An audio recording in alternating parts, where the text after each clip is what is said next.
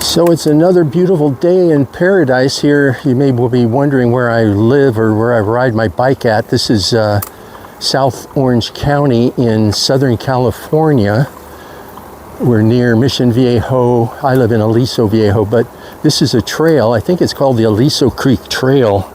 I got my phone set up so it's 16 by 9 and it'll be probably longer than 3 minutes. I thought, a little voice in my head said, you're so heavenly minded. Are you any earthly good? So, anybody wanting to move out here, if you buy what I've discovered, because we bought a house in Temescal Canyon. The prices were really good. 2-bedroom, 3-bedroom. Put the deposit down. They said, it's a brand new house. The law says you have to buy a solar system. And if you can't afford to buy it outright, you're going to have to lease it. So typically people get a loan for their home, then they get a loan for the solar system. And a lot of homes fall out of escrow because they don't, a lot of homes fall out of escrow because they don't qualify. They can't get the 2 loans at the same time. They don't have enough income. So, plus we started getting it had a homeowner association. It was a 55 plus.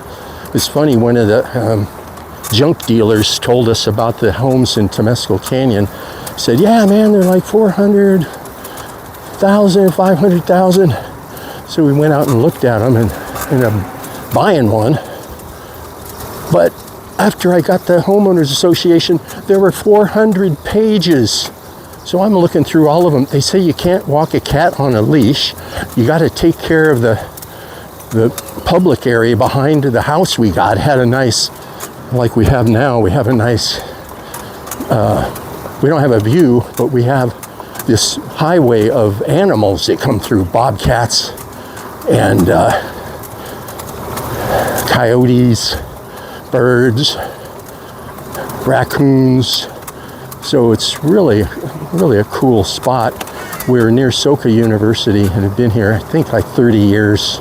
So anyhow, the government says you can sell your house and then you don't have to pay capital gains on another house up to 500,000 or some weird thing. So I started looking in the high desert. It's 3, 4, 5,000 feet, Yucca Valley, California.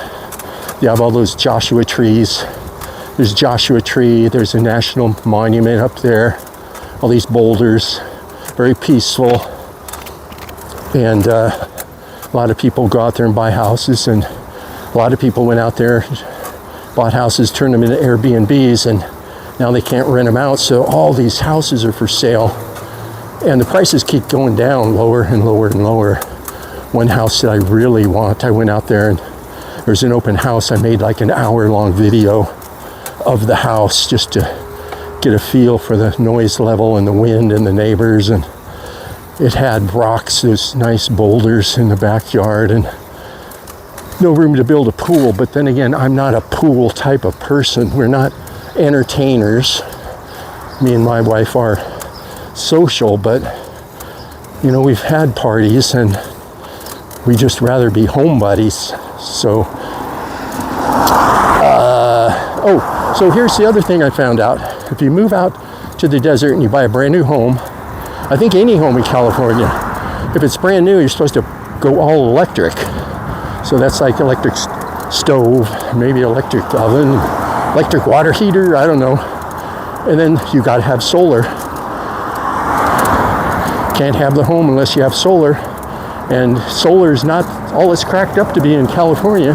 Might as well not buy it. Just pay the regular price for electricity and try not to go hog wild.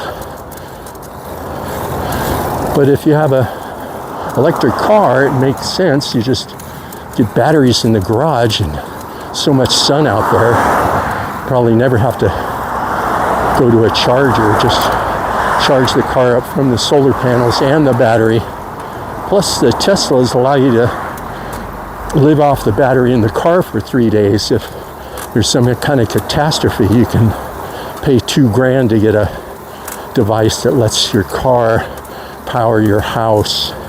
So anyhow, the weird law, you know, like these Joshua trees and yucca trees, they have some weird law. There's like 10 million Joshua trees out there. At least 10 million. And now you can't even touch them. Just Google Joshua tree laws. So if you have one on your house, on your property, you can't build like a pool next to it. It's got to be some ungodly number distance away from. Try not to talk too loud. I got headphones on and I'm out of breath on my electric bike. But anyhow, my dream house, I've been watching it, went out and looked at it, told a nice sales lady, just have to talk my wife into it. And she loves South Orange County. Plus, for those geeks out there, I'm doing 15 miles an hour. And I do have a wind muff protection on the mic. So we'll see how well that's working. There's a nice golf course over here to the left. I don't know if you can see it. The camera's down too low for me to pan over there. But anyhow, a whole bunch of people in front of me. Looks like they're golfers way up there. And there's a train track I'm going under right here. But this is the trail, blind curve. Users must use extreme caution. You come around this corner and you got 3 or 4 Lycra cyclists with their tight, skin tight outfits on, coming 4 abreast, hogging both lanes, both directions. So anyhow, enough of my ranting, but this is South Orange County. It's a beautiful sunny day. It feels, I think it was 80 in the car. Feels like about 75 on my bike right now. The wind blowing. So anyhow, if you're going to move into California, it's a brand new house. You got to get solar, and it's expensive. And in California, it's not really worth it because it's, I believe, 37 cents a kilowatt hour. And they changed the rules. You used to be able to sell your extra power back to them. Thanks to my good friend Bob, told me, yeah, they kind of did away with that. They don't want you selling your power back to them for some reason. They don't want to give out any money. So anyhow, we're expecting our electric bill to double. We pay about $100 a month right now. We're very conservative on the air conditioning. I actually bought several window air conditioners, and we just air condition, you know, whatever room needs it instead of the whole 2-story house that we're in right now. So be careful of any deals out there in Yucca Valley. They have some strict rules about the yucca trees, Joshua trees. They don't want you touching. If it falls over dead, you can't even chop it up, is what I read. Maybe I'm wrong, but you can't even chop it up. You have to have some expert come out and analyze it, $1,500, and then he tells you what you can do. No, you're going to have a professional come out here. It's going to be in the $10,000. So just call my friend. Oh no, he's my brother-in-law. He gave it for $9,000. $9,000. He'll take it out. We'll just pay cash, and you know we'll look the other way if you want to, you know, cut down another one or something. I don't know. It's such a racket. So anyhow, we didn't end up buying any house, and what we're going to do is sell our house to a fixer-upper, because you don't want to live in a house while it's being renovated. We had our kitchen floors. This is a wood bridge here, and the camera's jostling like crazy. I have a makeshift mount down there. But we had our kitchen floor, we pulled up the vinyl, and we had polished cement floors put in. I traded a camcorder, a DVD camcorder, to a Mexican worker guy, and I think we gave him several $100s. And it was 2 or 3 days stinky and looks good. But a lot of the homes in Yucca Valley are in the high desert, which it's not that hot out there. It does snow, which I wouldn't mind. Kind of cool. Get a 4-wheel drive Cybertruck, and that would work out well for going off-road if needed. Although we're not off-roaders. I've been off-road, and I'd really rather ride a motorcycle off-road. But you could drive in the snow, drive through puddles. Saw from the flash floods, some of the roads get kind of washed out. It's pretty cool if you go to Zillow or whatever, you hit the map, you see where the house is. Then you hit flood or heat or fire or traffic or something, and it'll show you right where the flood zones are. So one of my friends bought a house right on the airport. There's an airport in Yucca Valley, and right where his house is, he lives right on the airstrip. And he's got a nice hangar. He calls it his man cave.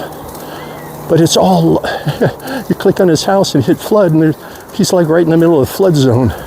Goes all around his house except up in his front door. So he got a good deal on his. His was like $375,000, and he traded. He had a house in Whittier, his childhood home, and somehow sold it. Somehow, I don't know if he traded or he found this place in Yucca Valley. Sold his for $800. Didn't fix it up at all.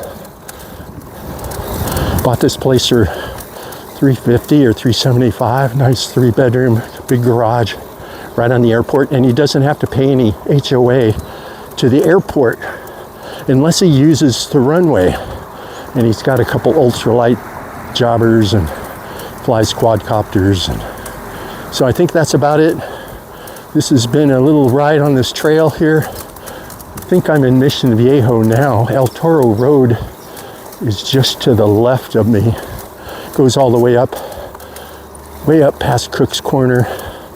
And you can take one road up to the top of Saddleback when the access road is open. It's a real prominent mountain, 5,000 feet high, you can see it from all over Southern California in the distance.